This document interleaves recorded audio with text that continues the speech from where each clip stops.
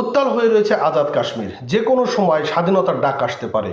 কি হতে যাচ্ছে আজাদ কাশ্মীরের সর্বশেষ অবস্থা? বন্ধুরা, আপনারা জানেন যে 1947 সালে ভারতবর্ষ ভাগ হয়।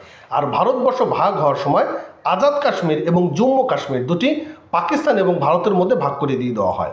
জম্মু কাশ্মীর দেওয়া হয় ভারতের মধ্যে, আর আজাদ কাশ্মীর দিয়ে দেওয়া হয় পাকিস্তানের মধ্যে। আর এই কাশ্মীরকে ঘিরে ভারত এবং পাকিস্তানের মধ্যে বারবার উত্তেজনা তৈরি হয়েছে, কিন্তু এইবারকার উত্তেজনাটা পাকিস্তানের জন্য একটা বিপদের কারণ হয়ে দাঁড়াচ্ছে। কেননা জম্মু আজাদ কাশ্মীরে এখন যে সর্বশেষ অবস্থা, সেটি কিন্তু খুবই ভয়াবহ অবস্থা থেকে রূপ ধারণ করছে। অর্থাৎ আজাদ কাশ্মীর এখন ইন্টারনেট শূন্য, বিদ্যুৎ শূন্য, সেখানে সেনাবাহিনীর অপারেশন চালাচ্ছে।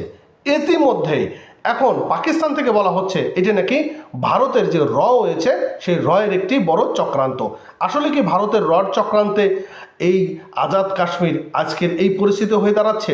কি হতে যাচ্ছে বন্ধুরা? পাকিস্তান নিয়ন্ত্রিত কাশ্মীরে 4 দিন ধরে সহিংসতা চলছে এবং বিক্ষোভ হচ্ছে। কমপক্ষে এতে 8 থেকে 10 জন নিহত হয়েছে। আর এই যে 8 থেকে 10 জন নিহত হয়েছে, এটি কিন্তু একটা বড় ইস্যু হয়ে দাঁড়াতে পারে। আর এই ইস্যুর কারণেই হয়তো পাকিস্তান থেকে এই আজাদ কাশ্মীর স্বাধীনতা ভোগ করতে পারে। এখন আপনি কি চান যে এই আজাদ কাশ্মীর তারা স্বাধীনতা ভোগ করুক বা জম্মু কাশ্মীর স্বাধীনতা ভোগ করুক? মূলত আজাদ কাশ্মীর এবং জম্মু কাশ্মীর এই দুটি যে কাশ্মীর রয়েছে, সেটি কিন্তু ভারত এবং পাকিস্তানের অনেকটাই একটি সমৃদ্ধশালী এলাকা। এই জায়গাটাকে ঘিরে কিন্তু অনেক পর্যটক এবং তাদের অর্থনৈতিক অবস্থা ডেভেলপ হয়ে থাকে। কিন্তু এই জায়গাটাতে আসলে উত্তেজনা তৈরি হচ্ছে।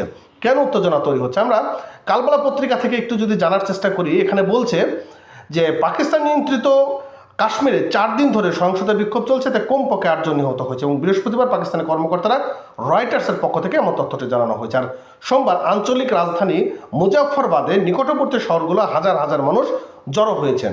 অর্থাৎ মুজাফফরবাদ যেটি কাশ্মীরের যে রাজধানী, সেখানে হাজার হাজার মানুষ জড়ো হচ্ছেন, প্রতিনিয়তই মানুষ জড়ো হচ্ছেন। আর ওই বিক্ষোভে বাধাকে কেন্দ্র করে আইন শৃঙ্খলা রক্ষা বাহিনীর সঙ্গে সংঘর্ষ শুরু হয়। কিন্তু কর্তৃপক্ষ তখন থেকে এই অঞ্চলে ফোন সংযোগ এবং ইন্টারনেট সংযোগ বিচ্ছিন্ন করে দিয়েছে। বহির্বিশ্বের তারা যে কোনো খবর ধামাচাপা পড়ে যাচ্ছে। রয়টার বলছে যে আন্তর্জাতিক সম্প্রদায় বিক্ষোভের পূর্ণ মাত্রা সম্পর্কে এখনো পর্যন্ত সীমিত তথ্য পেয়েছে এবং সেখানে সঠিক হচ্ছে বা বিস্তারিত এটি কি হচ্ছে বলাটা খুবই মুশকিল হয়ে দাঁড়াচ্ছে। এবং কাশ্মীরের যে নিয়ন্ত্রিত পাকিস্তান এবং ভারতের মধ্যে বিভক্ত হয় 1947 সালে, এই দুটি দেশ স্বাধীন হওয়ার পর থেকে এই অঞ্চলটি ঘিরে বিতর্ক এবং সংঘাত চলে আসছে।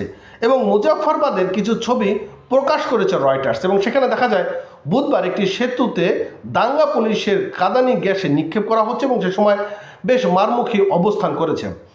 এখন এই যে কাশ্মীরের যে অবস্থানটা আমরা এখন দেখতে পাচ্ছি, সর্বশেষ অবস্থা, যদি খুব দ্রুতই অর্থাৎ 5 থেকে 10 দিনের মধ্যে এটি সমাধান না করে, তাহলে বলা হচ্ছে যে আজাদ কাশ্মীর জম্মু কাশ্মীরের মধ্যে ঢুকে যাবে, অর্থাৎ ভারতের একটি অংশ হয়ে যাওয়ার একটি বড় সম্ভাবনাও কিন্তু দেখছে অনেকেই। তো এই আপডেট অবশ্যই আমি আপনাদের মাঝে জানিয়ে দিলাম। পরবর্তী আপডেট পেতে আমাদের চ্যানেলটি সাবস্ক্রাইব করে রাখবেন, পেজটি ফলো করে রাখবেন। ধন্যবাদ।